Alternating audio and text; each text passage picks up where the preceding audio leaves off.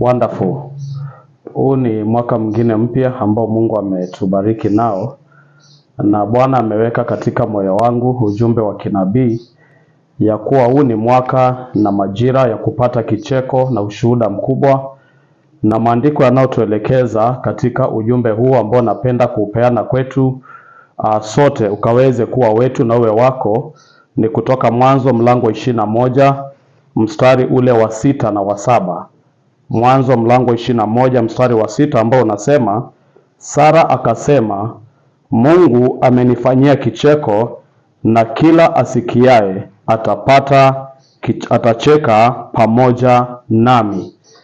Kwa hivyo Mungu anatueleza kwamba huu ni mwaka wa kupata kicheko. Kicheko inaashiria ya kuwa majira ya kilio ambayo wengi wetu tumekuwa nayo yanafika mwisho. Kuna watu ambao wameishi maisha ya kilio kwa ajili ya afya zao. Wengine wameishi maisha ya kilio kwa ajili ya biashara na kwa ajili ya hali ya uchumi. Wengine wameishi maisha ya kilio na kudharauliwa kwa ajili ya watoto na kwa ajili ya mambo mengi katika maisha. Sara aliishi maisha ya kilio akimtarajia Mungu kwa ajili ya kubarikiwa na mtoto. Wengine walimuita tasa, wengine walimkosea maana, kwa sababu katika mila na tamaduni za Kiyahudi, mtu ambaye alikuwa ameolewa na hajapata mtoto mara nyingi alikuwa anabebeshwa lawama na hasa mama, kama vile ilivyo katika mila na tamaduni za Kiafrika. Lakini tunaona katika Mwanzo mlango wa 18 wakati wa kwanza Sara alipoletewa habari na malaika za kupata mwana, Sara alicheka. Na kicheko kile cha kwanza kilikuwa ni kicheko cha kejeli, kilikuwa ni kicheko cha kutoamini. Lakini Mwanzo 21 mstari wa 6, Sara anapata kicheko ambacho kicheko hiki kinaashiria furaha. Hiki ni kicheko cha kuashiria ushindi. Hiki ni kicheko kinachoashiria ushuhuda. Wakati wa Sara wa kupata furaha ulikuwa sasa umefika. Wakati wa Sara wa kushinda yale mambo aliyopitia ulikuwa umefika. Wakati wa Sara wa kupata ushuhuda, ashuhudie wengine kwamba yeye aliyekuwa tasa Mungu amemkumbuka, ulikuwa umefika. Kicheko hiki kinaashiria kukumbukwa ama kutendewa. Sara anapocheka anaeleza katika dunia yote akitoa ushuhuda that God has remembered me, ya kwamba Mungu amenitendea. Sara anapocheka anaashiria kwamba huu ni mwisho wa kilio, huu ni mwisho wa machozi, huu ni mwisho wa huzuni. Napenda ndugu mpendwa nikuletee ujumbe wa kinabii kutoka Gloria Generation Forum. Popote pale ulipo, sijui ni kitu gani ambacho umeng'ang'ana nacho. Sijui ni hali gani ambayo imekuletea huzuni, kilio na machozi katika maisha yako. As a prophet of God and as a servant of God, nikunenee na nikutabirie ya kwamba haya ni majira yako ya kukumbukwa, au ni majira yako ya kupata furaha, au ni majira yako ya kupata kicheko cha ushindi na ushuhuda. Haya ni majira yako ya kukumbukwa na ni majira ya kilio kuisha katika maisha yako. Mungu akuletee kicheko na akuletee ushuhuda mkubwa katika maisha yako. Lakini ni muhimu tuelewe baadhi ya mambo yanayosababisha watu kukosa kicheko. What are some of these things that makes people lack laughter and joy in their lives? Ni muhimu kuelewa mambo haya ili uyatafakari na ujiadhari nayo. Maana mambo haya ni kama computer virus. Ukiyaruhusu katika maisha yako, they will eat out and finish the software in your life. There will be no laughter and joy in your life. Ni mambo gani ambayo yanasababisha watu kukosa kicheko? Jambo la kwanza linaloweza kukusababisha ukakosa kicheko ni kujililia. Kataa kuishi maisha ya kujililia. Kwa Kiingereza tunaita pity party.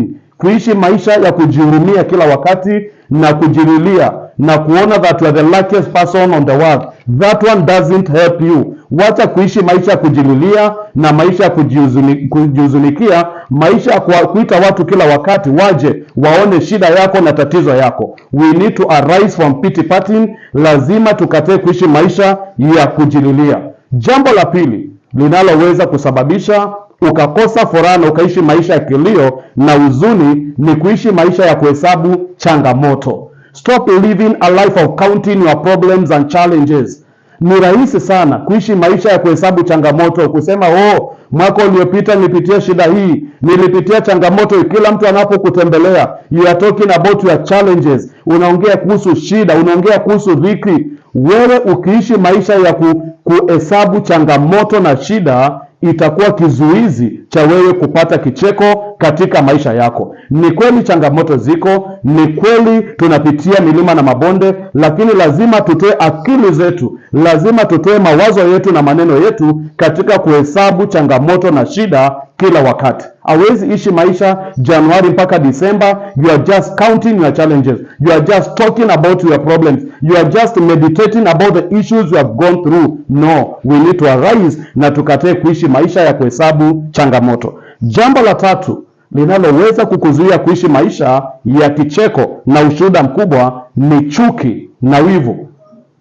Wakati unaishi maisha ya chuki, ya kuchukia watu wengine, umejawa na wivu, ukiona mtu mwingine anaendesha gari jipya, badala ufurahi, unaingiwa na wivu, unataka umalize.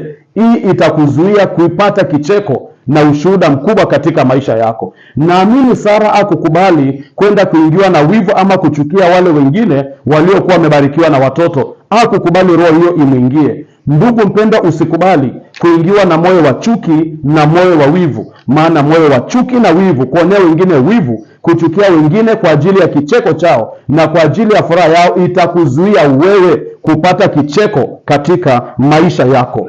Jambo la 4 ambalo linaweza kutuzuia kupata kicheko na furaha ni kuangalia na kusikiza sana maadui.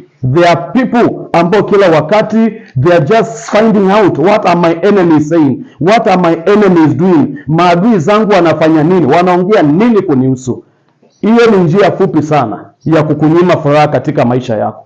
Ukiishi maisha ya kila wakati kufanya upelelezi, kuangalia maadui zako, kusikiza maadui zako, kutafuta ripoti, kile maadui anachoongea, kile maadui anachokupangia, kile maadui anachosema, utaishi maisha ya kilio, utakosa usingizi, au utalala usiku. Ndugu mpendwa, baba, mama, kijana, msichana, mvulana, mtoto, popote pale ulipo, kataa. It is not your business. Si biashara yako kushinda ukisikiza maadui na kuangalia maadui. Hata kama maadui wako, Biblia inasema God will fight us. Mungu atatupigania. God will fight for us. Atatupigania mbele ya maadui zetu. Atatuandalia meza ya kicheko na furaha mbele ya maadui zetu. Wacha kuishi maisha ya kuangalia na kuchunguza na kufuatilizia maadui zako. Lakini jambo la 5 muhimu kulifahamu, kwa sababu ni kirusi kinachoweza kukuzuia kupata furaha na ushuhuda mkubwa katika maisha yako, ni roho ya kutosamehe.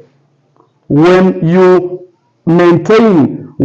you allow yourself to have that unforgiving spirit, unforgiving heart, moyo wa kubeba watu. Unabeba mambo ya miaka 10 iliyopita, wengine walikukosea miaka 5 iliyopita, wengine walikukosea mwaka uliopita, you are in another year, lakini moyo wako haujawasamehe. Bado umebeba, umeshikilia wale waliokuumiza katika moyo wako.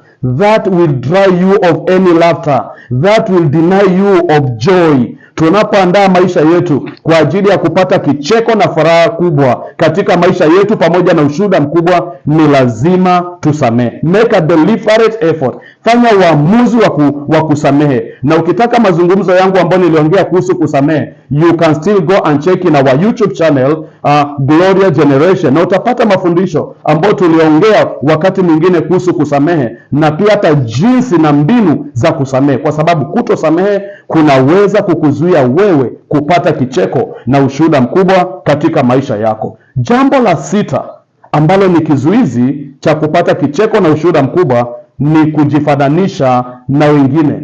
Don't allow yourself live a life of comparison. Usiishi maisha ya kujilinganisha na wengine.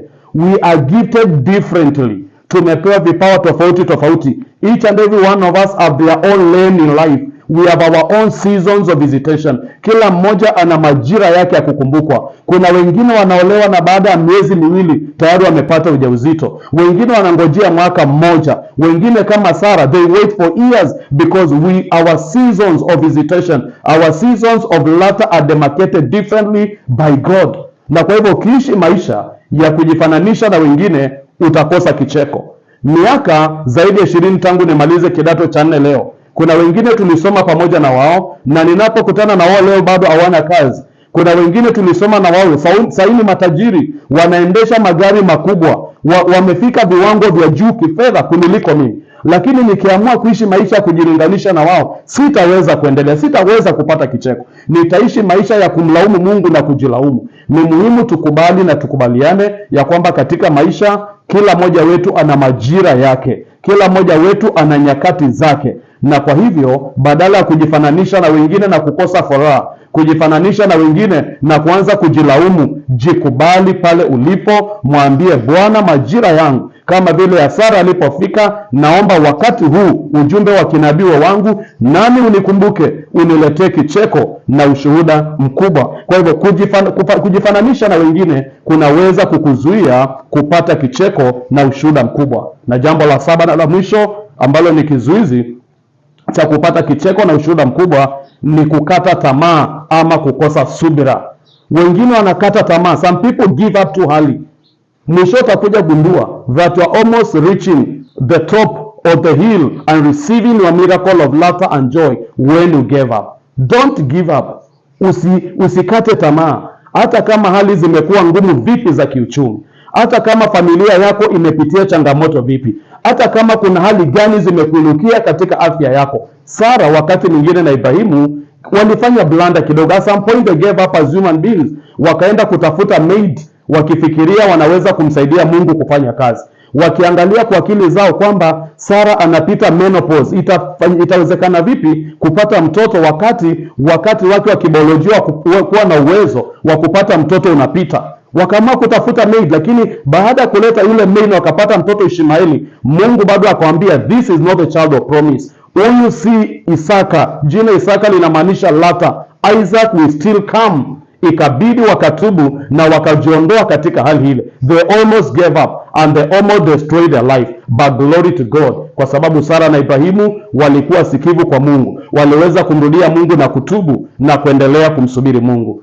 Usikose subira, usikate tamaa mama, usikate tamaa baba, usikate tamaa kijana, mtoto, usikate tamaa. It doesn't matter how dark it is. I tell you, it is always the darkest when it's almost in the morning. Unapofika usiku wa manane, saa 9, saa 10 usiku, it's normally the darkest point of the night. But believe me, and you don't even need faith. This is geography. Wakati ambayo inakuwa the darkest, that is the time when the new day is almost coming forth. Au ndio majira tunaelekea kuwa asubuhi, kuwa saa 11, saa 12 na jua lichomoze. Iwapo unaona unafika katika giza totoro katika maisha yako, usikate tamaa, kwa sababu wakati wako wa kupata kicheko na ushuhuda mkubwa unakuja. Mungu akubariki sana, akupatie kicheko mwaka huu, akupatie ushuhuda mkubwa. Amini hili, muamini Mungu, tembea katika hili, na katika session ijayo tutaongea zaidi kuhusu jinsi ya kuchochea majira yako ya kicheko na ushuhuda mkubwa.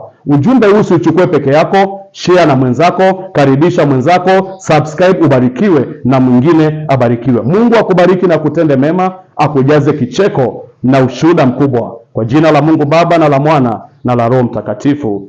Amen. Amen. Asante.